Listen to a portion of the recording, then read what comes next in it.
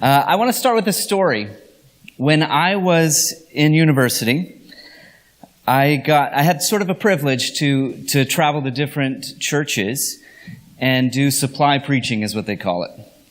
Basically, when a church is too small to hire someone to preach for them weekly and to do full-time work, they call a local university or somebody and say, "Hey, do you have somebody that you could send to come and preach?"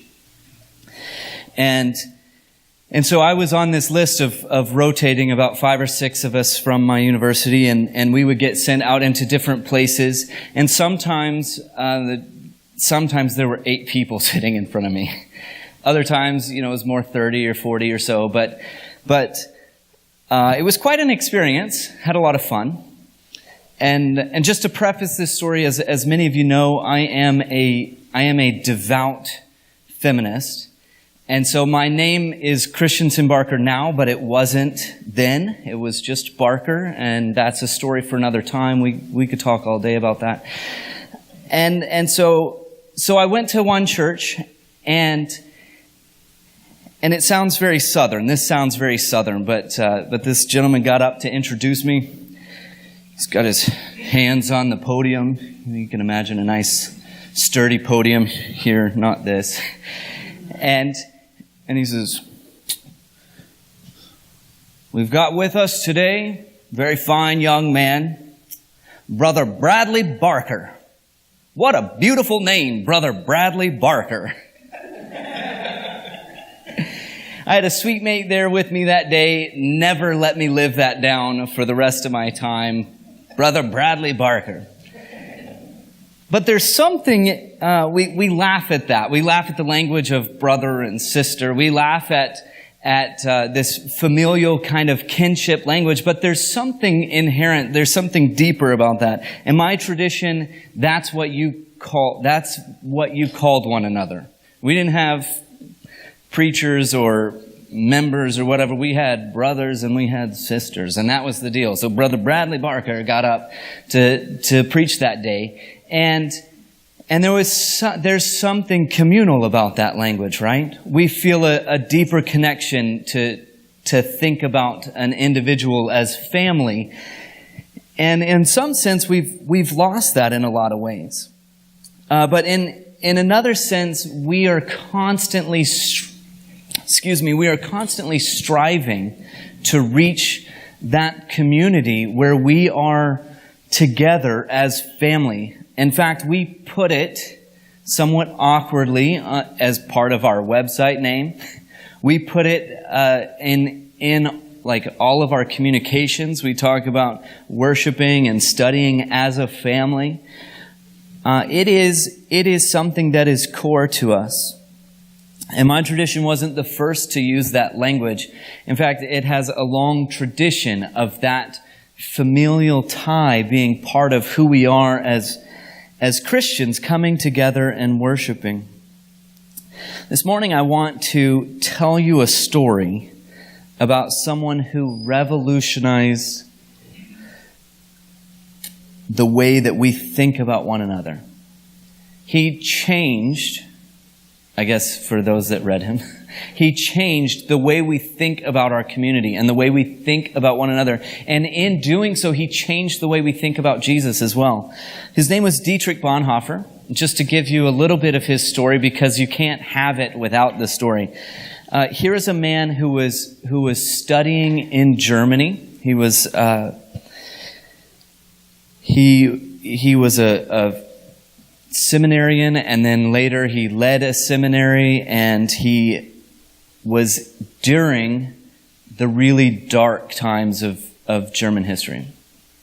So in 1932, he began work with a seminary, and they gave him this small little group of seminarians and said, "Here's your group." And he had some radical ideas about everything.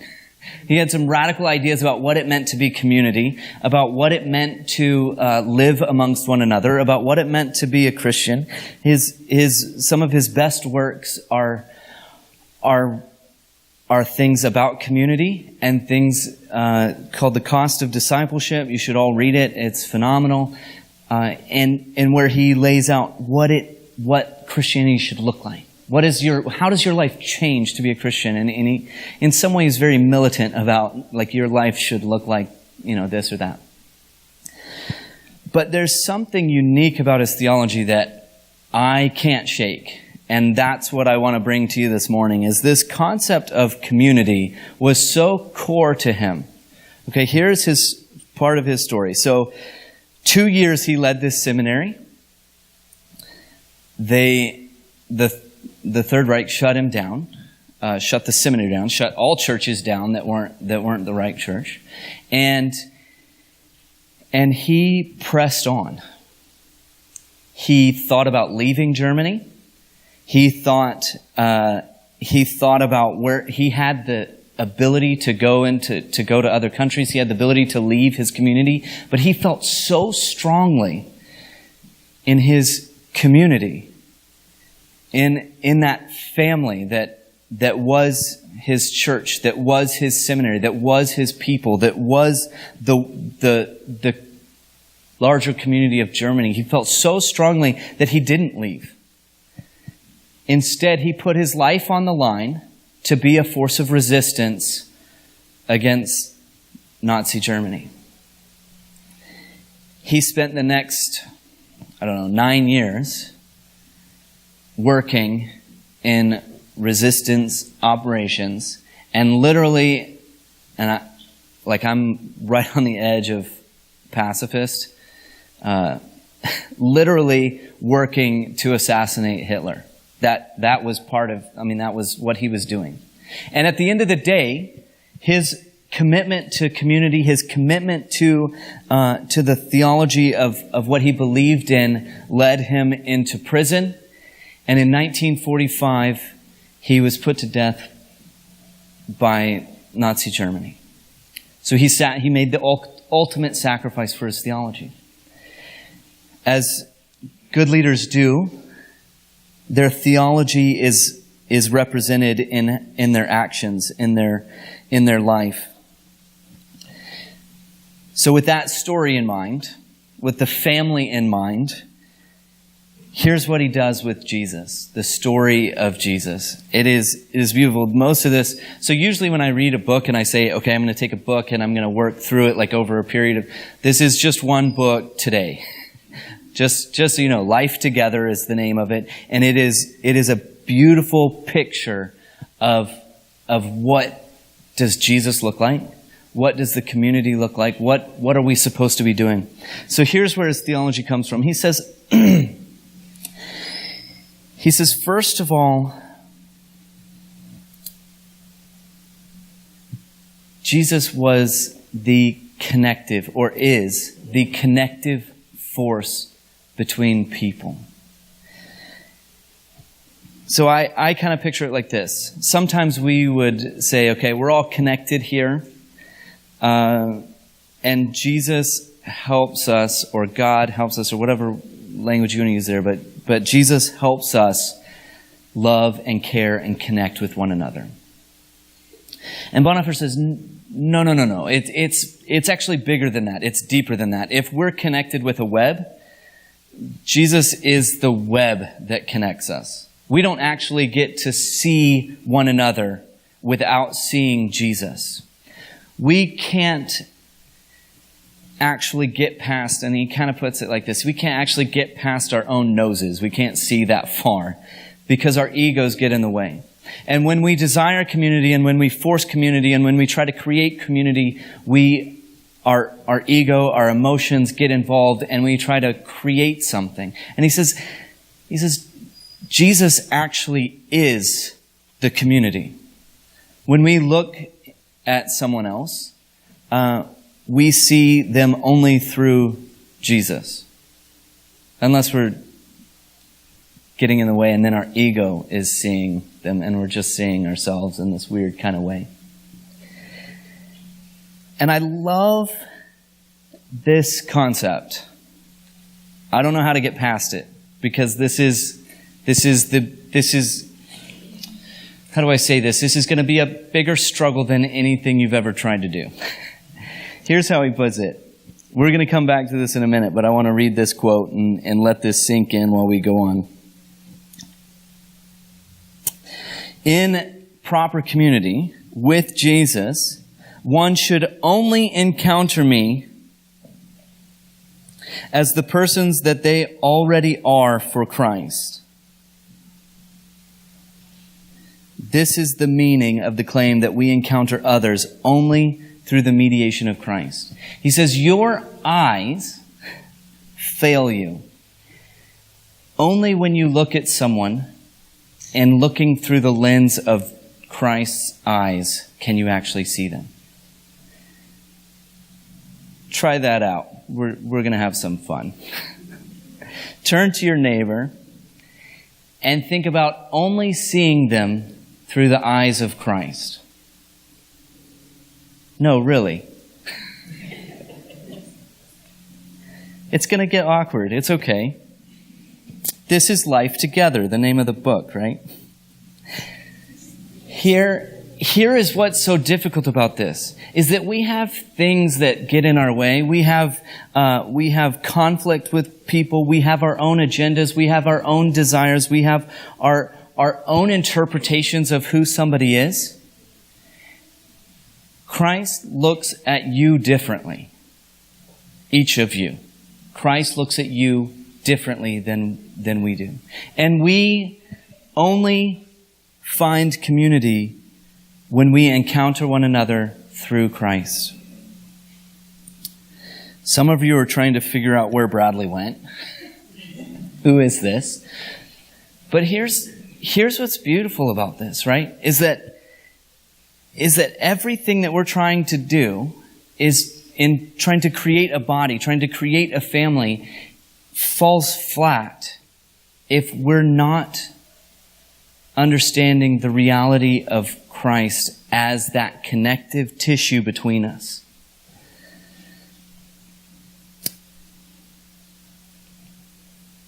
Let me try that again. Everything falls flat if we don't recognize that the reality of our community already exists. We don't create it. We don't break it down. We recognize that reality of community is already there because it is through Christ and not through us.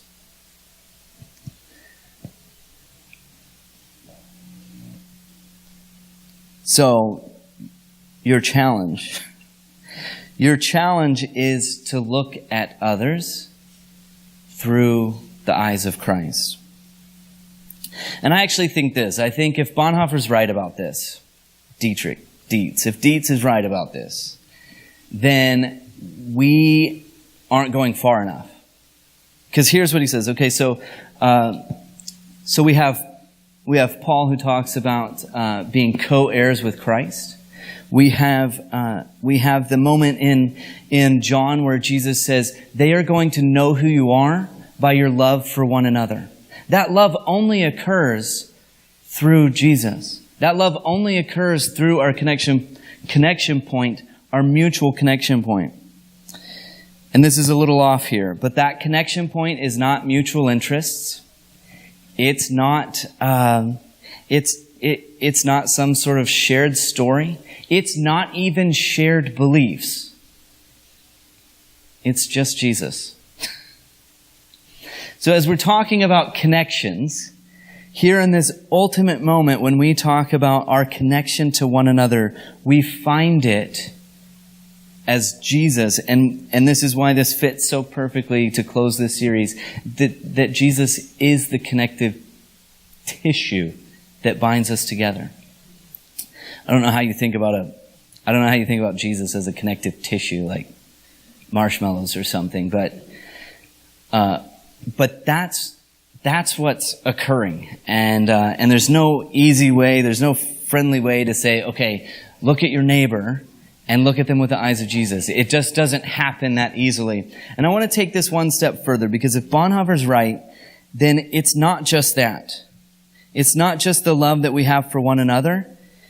It is the conversation has to continue, because as Jesus works, Jesus expands our notion of community beyond what we can comprehend. Jesus takes community and he says, it's not just your brothers. It's not just your family unit. It is far beyond that. It is your enemies. It is the people you can't stand. It is the people outside of your community. It's the people that are rejected by your community. It is the people that are told that they're not loved by God, that they're not loved by anyone, that they're wrong about their beliefs, that they're wrong about their faith or their practice. That's our community. And when Jesus tells us in Matthew 25, they're trying to figure out what he's trying to say. And he says, look,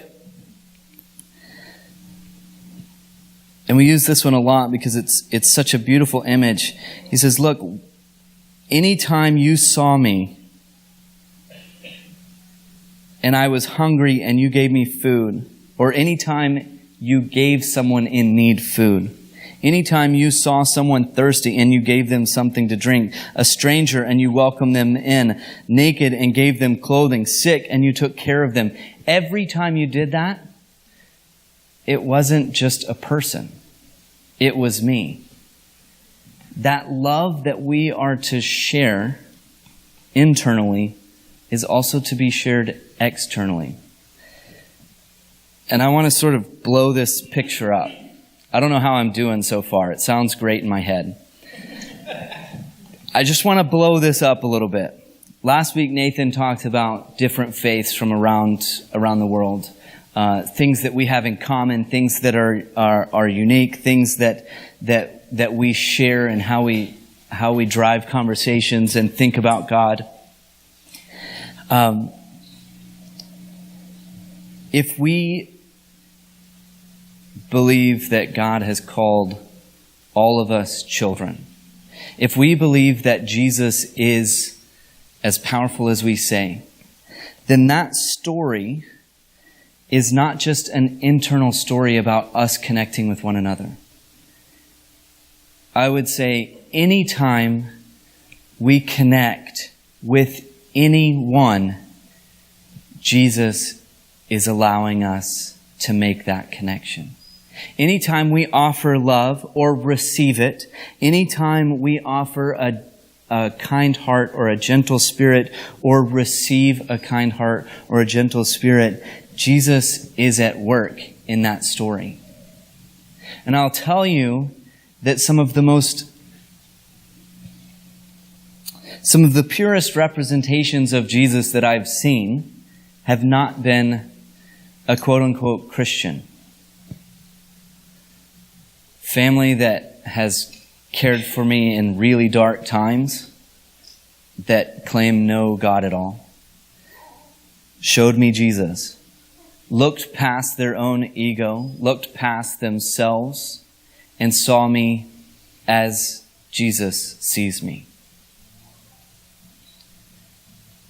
People across our community stepping in to care for homeless, stepping up to care yesterday for people in Fort McMurray, look past their own ego, get past their own nose through the eyes of Jesus and see someone new and real and genuine.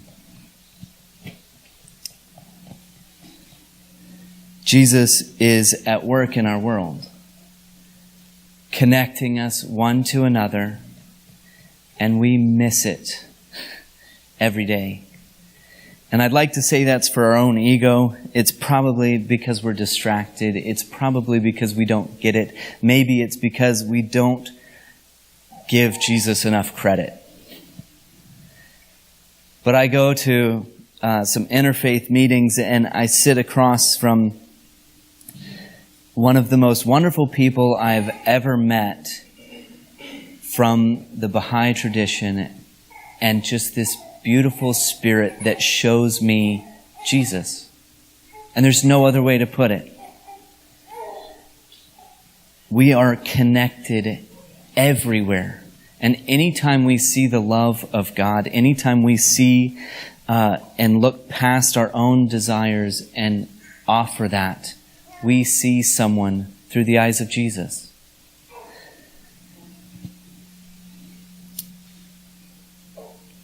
So however you want to do that, however you want to take that challenge, our ultimate, primary directive is to look upon others with the eyes of Jesus. And one of the things that happens in community when you do that is that everything breaks down. So it's not about our shared interest or our shared practice. It's not about the things that annoy you or that bug you or the things that cause you problems or break down community. Looking through the eyes of Jesus, all of that goes by the wayside, and we see people with the love of God. That's our call. If you can figure that out, we don't need to be here anymore. That's it. Except that we'd kind of break our community in doing that. Never mind that. If you can figure that out, we don't need teaching. It's just that. That is the ultimate call of our life, is to look through the eyes of Jesus upon each individual that we come across. And the world changes. Our life changes. Maybe the biggest ask I've ever done for you. So if you fail, that's okay. That's normal. That's part of life. But every once in a while, when you succeed, or better yet, when you recognize that someone has succeeded in looking at you through the eyes of Christ, your life changes. Faith becomes real. God becomes not some esoteric conversation about science and life, but about reality and people and love.